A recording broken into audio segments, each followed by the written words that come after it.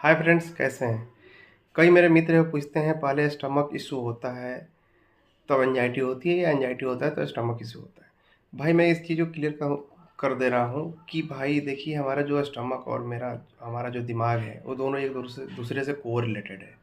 अगर आपका पेट में प्रॉब्लम रहेगी तो आपका मन खराब होगा, अगर आपका मन खराब रहेगा तो पेट में प्रॉब्लम आएगी। तो भाई देखिए, हर किसी के अलग अलग सिम्टम्स होते हैं। हर किसी का मेटाबॉलिज्म अलग अलग है, हर किसी का डीएनए अलग अलग है। तो हर किसी के अलग सिम्टम्स आ सकते हैं एंजाइटी में। तो मैं अपने एक्सपीरियंस जो मेरे साथ हुआ, मैं उस चीज़ को आपके साथ शेयर कर रहा हूँ। भाई मेरे पेट के सारे रिपोर्ट नॉर्मल थी। तो यानी मेरा जो पेट में प्रॉब्लम चल रही थी वो मेरे एंजाइटी की वजह से, मेरे माइंड की वजह से चल रही थी। जब मेरा पेट का प्रॉब्लम ही सारा जाँच मेरा नॉर्मल है, इसका मतलब मेरा माइंड से रिलेटेड है। जो भी प्रॉब्लम हो रही है वो माइंड से रिलेटेड है। मुझे पेट में इतना प्रॉब्लम था कि भाई, होता ये है कि जब हमारा माइंड, हम स्ट्रेस में रहते हैं तो हमारे अंदर स्ट्रेस हार्मोन इतने ज़्यादा रिलीज होते हैं कि हमारा जो धड़कनें हैं वो रेगुलराइज नहीं रहती है, वो अप एंड डाउन करती है। या जब भी हम स्ट्रेस में जाते हैं, एंजाइटी होती है, एंजाइटी अटैक आती है, तो हमारी धड़कनें बढ़ जाती है या धड़कनें कम होती है। हर आदमी का अलग अलग होता है, ठीक है। तो उस कंडीशन में क्या होता है कि हमारे जो क्या बोलते हैं, जो हमारी नसें हैं वो एंजाइटी स्ट्रेस की वजह से सिकुड़ जाती है, जिससे वजह से प्रॉपर ब्लड सर्कुलेशन हमारे हाथों तक या हमारे मेटाबॉलिज्म तक नहीं पहुंच पाता है, ठीक है। जिसकी वजह से वो अपनी कार्य, जो उनकी प्रोडक्शन है, उनकी गति स्लो हो जाती है। भाई ख़राब नहीं होता, स्लो हो जाती है, जिसके कारण से उनमें उनको जो काम करना चाहिए, भाई हम 24 घंटे स्ट्रेस में हैं।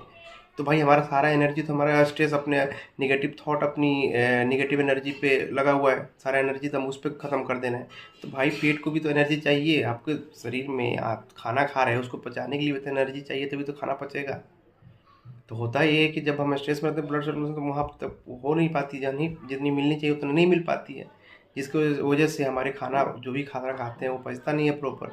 आप जैसे खाते होंगे, आप ऑब्जर्व किए होंगे, जैसे बाथरूम जाते हैं तो भाई जैसे खाए हो वैसे सुबह आप देख लेते हो, भाई जो खाना अगर मैं पूछा नहीं है, जैसे वो ऐसे खाड़े निकल गया, वो निकल जाता है। तो मेरा कहने का मतलब ये है कि आपको अगर बाहर निकलना है तो पहले अपने स्ट्रेस पे काम करिए, अपने एंजाइटी पे काम करिए। आप जो भी खाना खा रहे हैं उसको प्रॉपर तरीके से चबा के खाइए।